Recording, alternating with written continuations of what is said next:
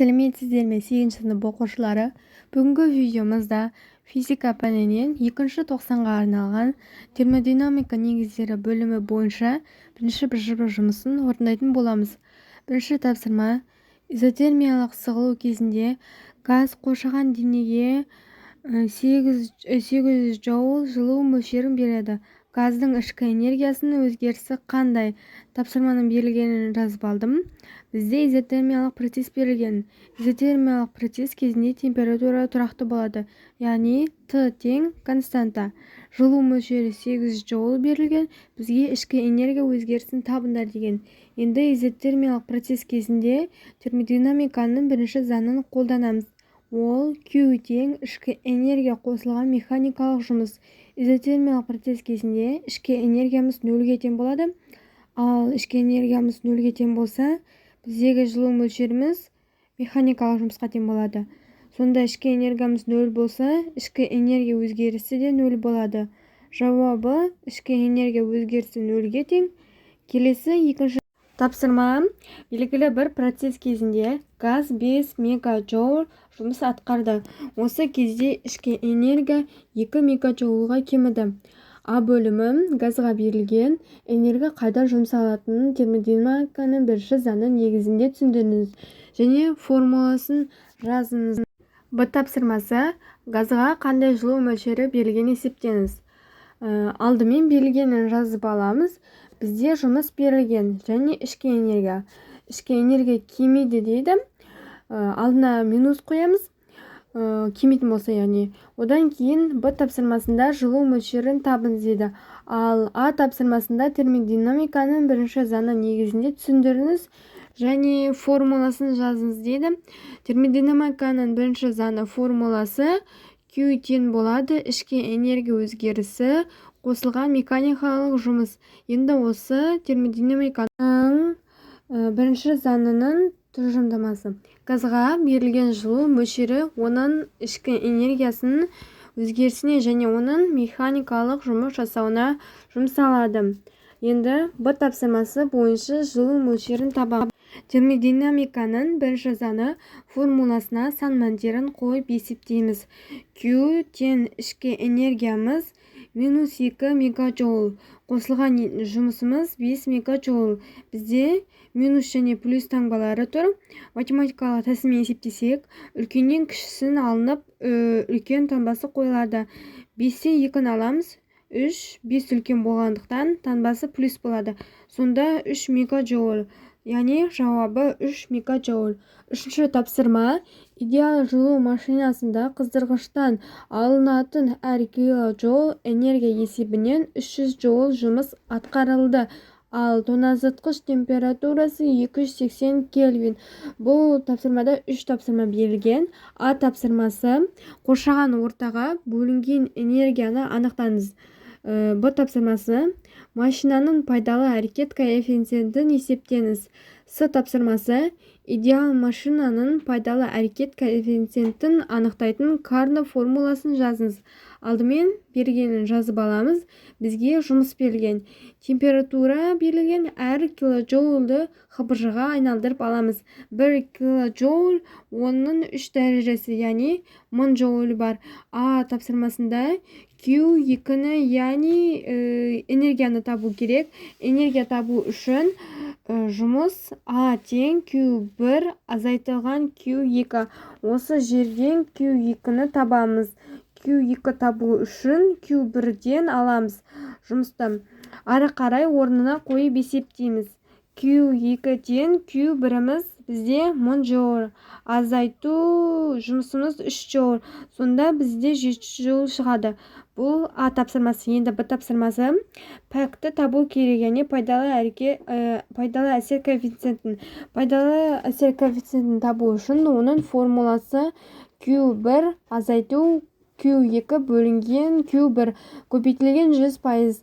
Q1 мен Q2 азайтындысы жұмыс. Сол бойынша жұмыс бөлінген. Q1 көбейту 100% деп есепті оңай қылуға болады. Енді осы бойынша пайдалы әсер коэффициентін есептейміз. Жұмысымыз 300 джоуль, ал Q1 1000 джоуль. көбейтеміз 100%. 300-ді 1000-ға бөлсек, сосын оны 100%-ға көбейтсек 30% шығады. Сонда пайдалы әсер коэффициентіміз 30%. С тапсырмасы бізде Карнот циклінің формуласы. Пәк тең қыздырғыштың температурасынан салқындатқыш температурасын алып тастаймыз. Оны қыздырғыш температурасына бөлеміз. Сонда тыбыр алынған Т2 бөлінген тыбыр көбейтілген 100%. Бұл Карнот циклінің формуласы. Бірінші тапсырма. Мотоцикл 25 км бөлінген сағат жылдамдықпен қозғалып, 100 км жолда 1,7 литр бензин жұмсайды. Ал қозғалтқыштың пайдалы әсер коэффициенті 20%.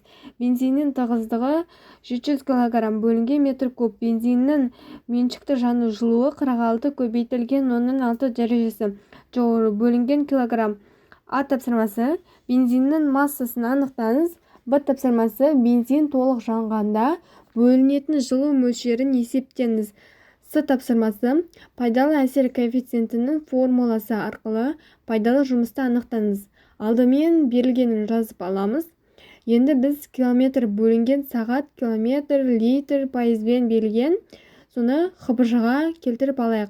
Ол үшін 25-ті 1000-ға көбейтіп 3600-ге бөлеміз. Сол кезде метр бөлінген секунд шығады. 25-ті 1000-ға көбейтіп 3600-ге бөлсек 6,194 метр бөлінген секунд шығады.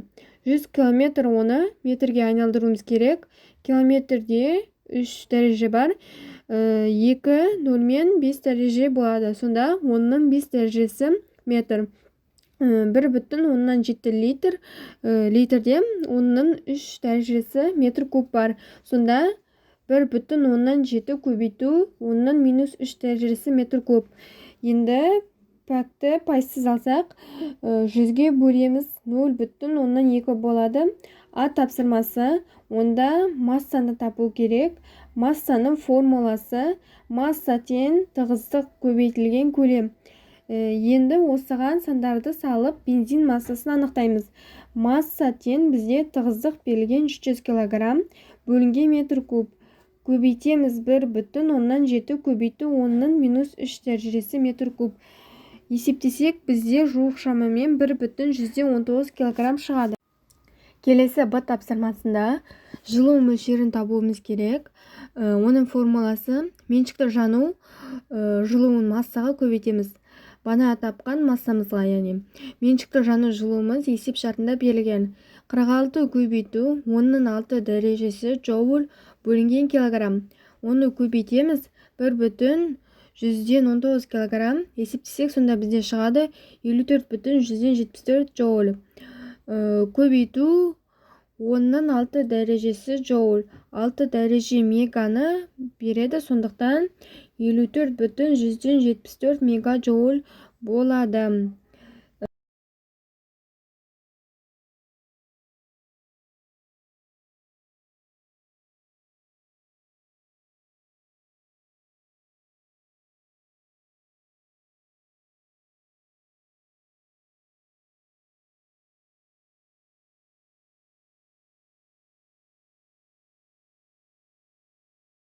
С тапсырмасы. Пәк формуласы арқылы пайдалы жұмысты табамыз. Пәк формуласы. Пайдалы жұмысымызды толық жылуға бөлеміз. Осы бойынша пайдалы жұмысты табамыз. Пайдалы әрекет коэффициенті толық жылуға көбейтеміз. Есептейік, енді орнына қоямыз. 0,2 көбейтеміз 54,174 мегаджоульге. Тең болады 10,9 мегаджоуль. Енді жауап.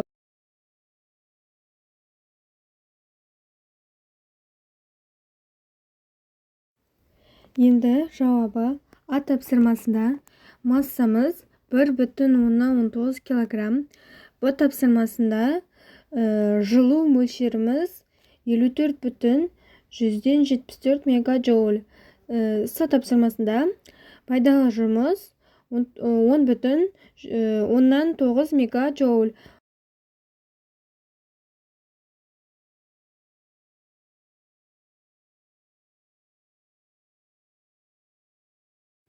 осымен біздің бір жоба жұмысымыз аяқталды.